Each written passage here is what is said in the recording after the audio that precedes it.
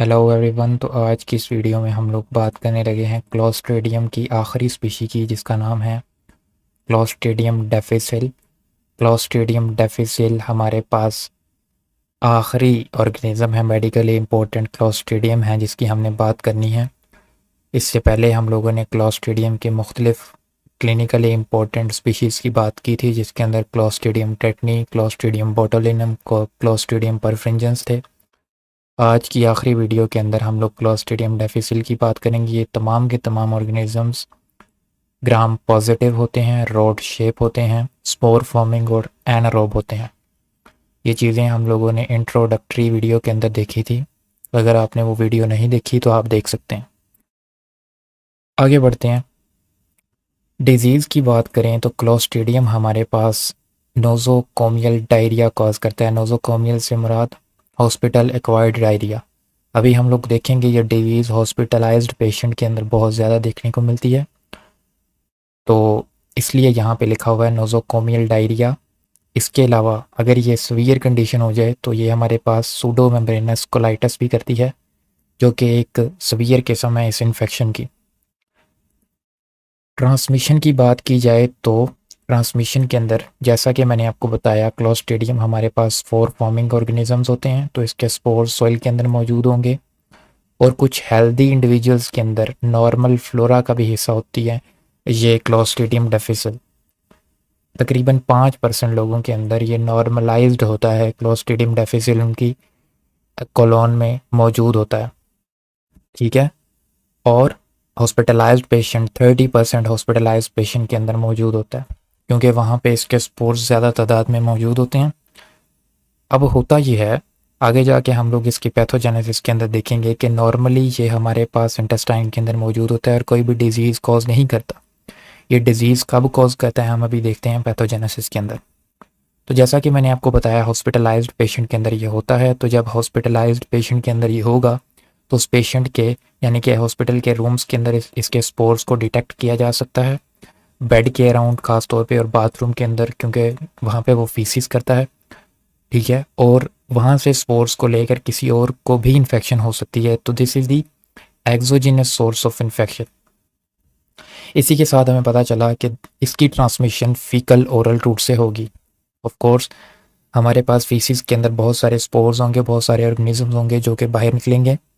तो कोई भी पर्सन अगर सही तरीके से सफाई का ख्याल नहीं रखता तो बाय ओरल रूट ये उसकी गट के अंदर जा सकता है और वहाँ पे कॉलोनाइज हो सकता है, वहाँ पे इन्फेक्शन कॉज कर सकता है एक ख़ास कंडीशन के अंदर। वो कौन सी ख़ास कंडीशन है उसको देखते हैं। पैथोजेनेसिस की बात करते हैं। पैथोजेनेसिस हमारे पास क्या होगी? आम हालात में मैंने आपको बताया कुछ लोगों के अंदर ये ऑर्गेनिज्म मौजूद होगा, हॉस्पिटलाइज पेशेंट के अंदर भी ये मौजूद होगा। होता यह है कि लोग एंटीबायोटिक्स यूज़ करते हैं।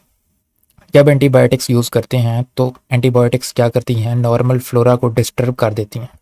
जैसे ही नॉर्मल फ्लोरा डिस्टर्ब होता है, क्लोस्ट्रीडियम डिफिसिल को एक इन्वायरमेंट मिल जाता है, एक फेवरेबल इन्वायरमेंट मिल जाता है फॉर इट्स ग्रोथ। तो ये उस फेवरेबल इन्वायरमेंट का फ़ायदा उठाते हुए इसकी ग्रोथ बढ़ जाती है। जैसे ही कोलोन के दूसरे बैक्टीरिया की तादाद कम होती है, इसको फेवरेबल इन्वायरमेंट मिल जाता है जहाँ पे ये ग्रो कर सकता है। तो एंटीबायोटिक का use is associated with clostridium difficile, और हॉस्पिटल्स के अंदर बहुत ज़्यादा यूज़ होता है एंटीबायोटिक्स का, तो इसलिए ये हमारे पास वहाँ पे बहुत ज़्यादा देखने को मिलती है। जैसे ही ये ऑर्गेनिज्म ग्रो करेगा तो ये कुछ टॉक्सिन्स बनाएगा। कौन कौन से टॉक्सिन्स बनाएगा? टॉक्सिन ए और टॉक्सिन बी। टॉक्सिन ए हमारे पास एंटीरोटॉक्सिन होता है, टॉक्सिन बी हमारे पास साइटोटॉक्सिन होता है। ये करते क्या है? एंटीरोटॉक्सिन हमारे पास डायरिया कॉज करता है और साइटोटॉक्सिन नेक्रोसिस करवाता है सेल्स की। कैसे करवाता है कि ये टॉक्सिन्स हमारे पास दोनों ही खास तौर पे क्या करते हैं? सेल्स के साइटोस्केलेटल को डिस्टर्ब करते हैं, उसको डिस्ट्रॉय करते हैं। साइटोस्केलेटल हमारे पास क्या होता है? साइटोस्केलेटल इधर बात करते हैं, ये सेल है मेरे पास। सॉरी, ये थोड़ा सा ख़राब हो गया, let me clear this out.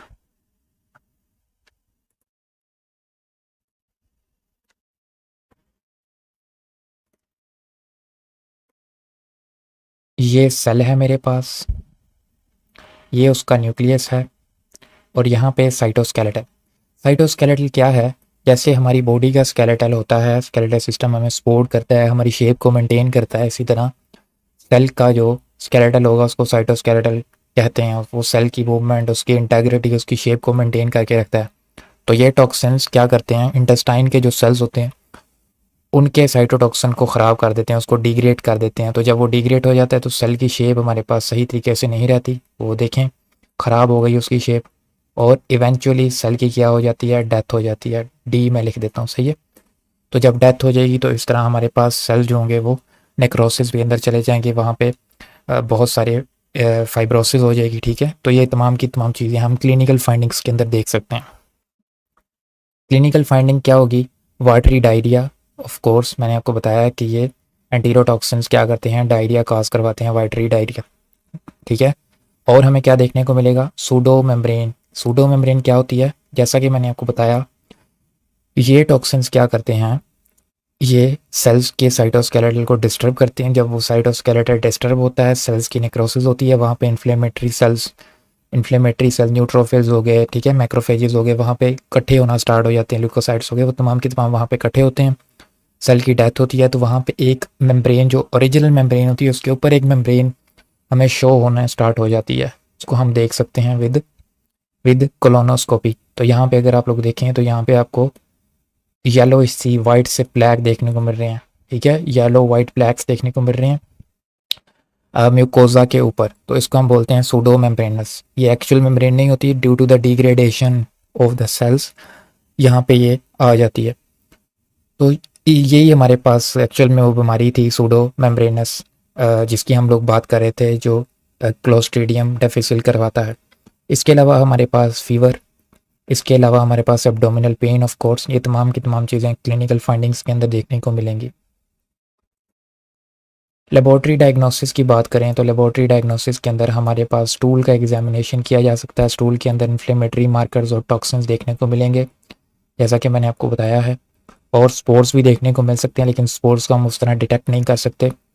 और इसके अलावा हम लोग गलीसा टेस्ट के ज़रिए एक्सोटॉक्सिन्स को देख सकते हैं। पीसीआर टेस्ट भी कराया जा सकता है, जिसके अंदर हम लोग न्यूक्लिक एसिड को, डीएनए को चेक कर सकते हैं बैक्टीरिया के, वो मौजूद है कि नहीं है। पीसीआर हमारे पास ज़्यादा अच्छे तरीके से हमें रिजल्ट दे सकता है।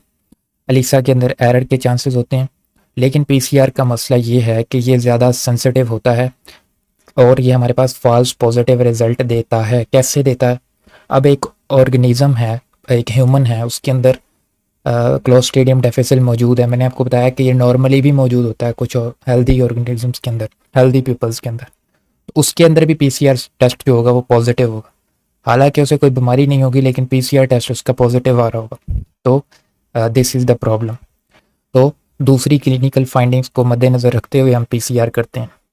ट्रीटमेंट की अगर हम लोग बात करें तो ट्रीटमेंट के अंदर हम लोग एंटीबायोटिक के यूज़ को विड्रॉ कर सकते हैं, जिसकी वजह से नॉर्मल फ्लोरा डिस्टर्ब हो रहा था। इसके अलावा हम लोग मेट्रोनाइडाजोल यूज़ कर सकते हैं, क्योंकि ये एनारोबिक ऑर्गेनिज्म है।